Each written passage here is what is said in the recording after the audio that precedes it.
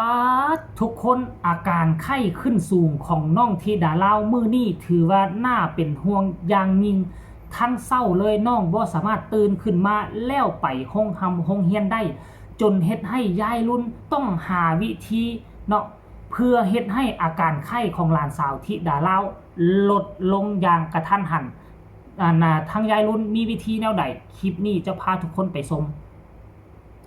ทักทายสบายดี FC แฟนคลับทุกท่านกันแล้วกันเนาะมาพบมาพ่อกันในคลิปนี้ก็คือช่วงค่อยคำยามแรงตอนนี้ประมาณ6โมงแล้วอยู่ทั้งหลวงพระบางนี่มื้อนี้ฮ้อนเป็นพิเศษฮ้อนจนตับแตกทานผู้ชมเอ้ยมื้อนี้ไปทรงสการไปทำเขาเอิ้นว่าชาปนกิจทางภาษาไทยภาษาลาวเอิ้นว่าทรงสการญาของเจเบาลาวเองทานผู้ชมเนาะก็เลยว่า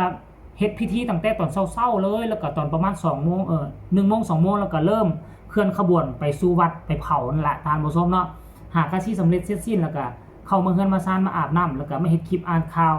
เรียบร้อยแล้วจบคลิปนี้แล้วก็สิไปต่ออีกได้ทานผู้ชมมีนัดกินข้าวกันมื้อนี้เฉพาะญาติพี่น้องนํกันสิกินข้าวร่วมกันนะทานผู้ชมเอ้ยเนาะเดี๋ยวภาพบรรยากาศจะเป็นเอาใดสิมาเล่าสู่ฟังหลังจากที่กลับไปสู่นครหลวงเวียงจันทน์ก็แล้วกันเด้อจะพาทุกคนมาติดตามอาการไข้ขึ้นสูงของหลานสาวที่ดาวว่ามันเป็นจังไดคลิปก่อนหน้านี่คือเกิดขึ้นเมื่อวานนี่ตอนแรงเลิกโรงเรียนมาแล้วเป็นเลยมามื้อนี้เนี่ยหมดมื้ออาการของน้องที่ได้เล่าเบิ่งรูปถ่ายเนี่ยนักเบิ่งคือนักหน่วงเลยนอนใส่เสื้อสีส้มใส่เสื้อสีเหลืองแล้วก็นอนมูบลงกำหมากกำผลส้มมันน่ะภาษาลาวเรียกว่ากำหมากเกี้ยงกำแบบนี้คือหมดสภาพเลยที่ดาเล่าคือหมดสภาพเลยทุกคนเอ้ย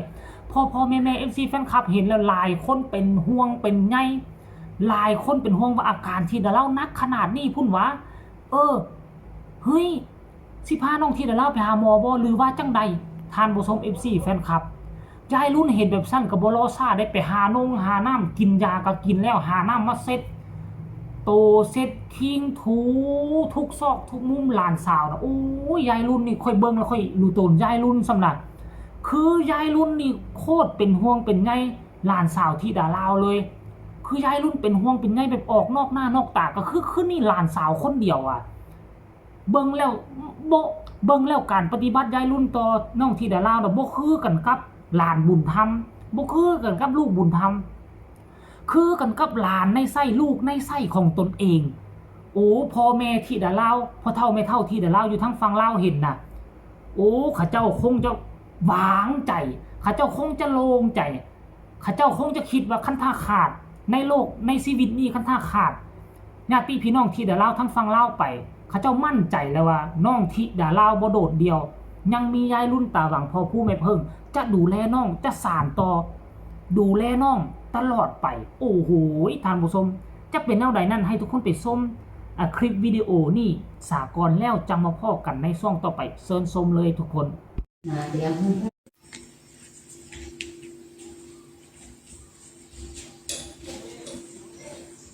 ค่ะพี่น้องเซตโตให้ที่ดาล่าอีกรอบอ่ะรู้สึกจะมีไข้จอยเดี๋ยวห้วน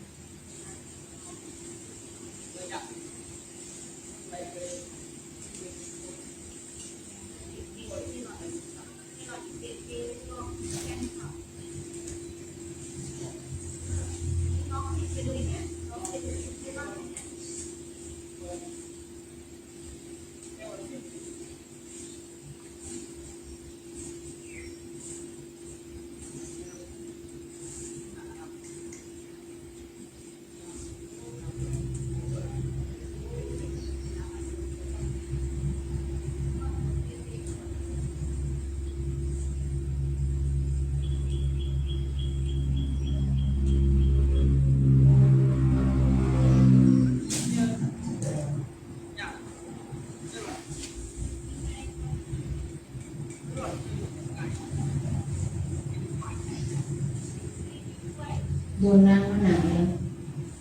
หนาวไหม นิดนึง ก็ดีขึ้นนะเป็นอย่างนั้นถ้าเราโดนน้ำก็หนาวมากๆไข้เลยครับเซ็ตตัวให้อีกรอบปันพี่น้องเอ้ยไข่มีไข่อยู่ไข่มีกุ้งอยู่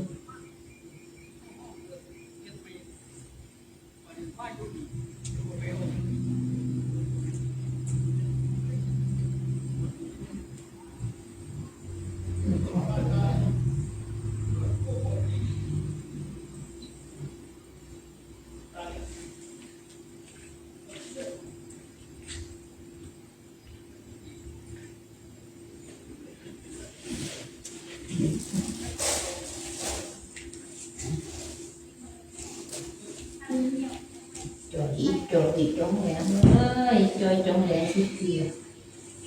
นี่มาเกี่ยง10 ปีซื้อมาให้แล้ว นี่นะ FC แฟนคลับพ่อแม่ทุกคนทุกทานพวกเจ้าเห็นกันแล้วหรือยังเห็นกันแล้วหรือยังว่ายายรุ่นฮักน้องธิดาลาวขนาดใดเมื่อวานนี้ค่อยเห็นยายรุ่นน่ะเอายุกเอายาไปให้หลานกินก็ยังว่าก็รู้สึกว่ายายรุ่นฮักหลายแล้วมาเห็นคลิปนี้นะท่านผู้ชมค่อยน้ำตาตกในบ่ได้ว่าตกในเสียใจได้ดีใจน้ำตาตกในดีใจไผจะไปคิดไปฝันว่ายายรุ่นจะทุ่มเทดูแลเบิ่งแย่งหลานสาวที่มีชื่อว่าธิดาลาวดีขนาดนี้ค่อยกล้าเว้าได้เลยไผสิว่าค่อยอวยกระสร้างค่อยไผบ่มักให้เลือนผ่านค่อยเว้าตามความเป็นจริงมันก็มีคลิปให้เจ้าให้พวกเจ้าเบิ่งเป็นหลักฐานบ่ได้อวยเกินความเป็นจริงธิดาลาวนี่นอนอ้อยอยู่น่ะเมื่อวานนี่เลิกโรงเรียนมาแล้วก็อาการไข้นี่ขึ้นสูงเลยน้องธิดาลาวบ่ได้อาบน้ำแต่เมื่อวานนี่แล้ววันนี้วิธีลดไข้ที่ดีที่สุดก็คือใส่ผ้าซุบน้ำมาเซ็ตโตยายรุ่นก็เฮ็ด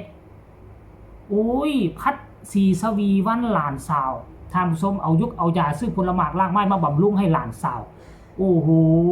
มันหาใส่ได้วะมีปูมียาแบบนี้หาใส่ได้ท่านผู้ชมเฮ้ยมีปูมียาบุญธรรมแบบนี้มันหาใส่บ่ได้เด้ท่านผู้ชมคือธิดาลาวนี่โชคดีที่สุดเพราะว่าน้องธิดาลาวมีบุญวาสนากับครอบครัวพ่อปู่ศรีวิไลมีบุญวาสนากับบ้านศรีวิไลจึงก่อให้เกิดภาพบรรยากาศความอบอุ่นขนาดนี้ขึ้นมาท่านผู้ชมเดี๋ยวเบิ่งคลิปหน้าคันมีเวลาก็จะทำต่ออาการของน้องธิดาลาวน่าจะดีขึ้นแล้วแหละผ่านการดูแลเบิ่งแยงของยายรุ่นท่านผู้ชมเนาะสำหรับคลิปนี้ก็ขอฝากฟังเอาไว้ซ้ำนี้เดี๋ยวจะไปต่อหน้างานเงินดีอีกแล้วท่านผู้ชมขอคนละ1 ไลค์ 1 แชร์ฝากกดติดตามที่สำคัญจะกดข้ามโฆษณาพ่อกันใหม่ในคลิปหน้าลาทานผู้ชมไปเพียงสำนี้ก่อนเด้อทุกคนสวัสดี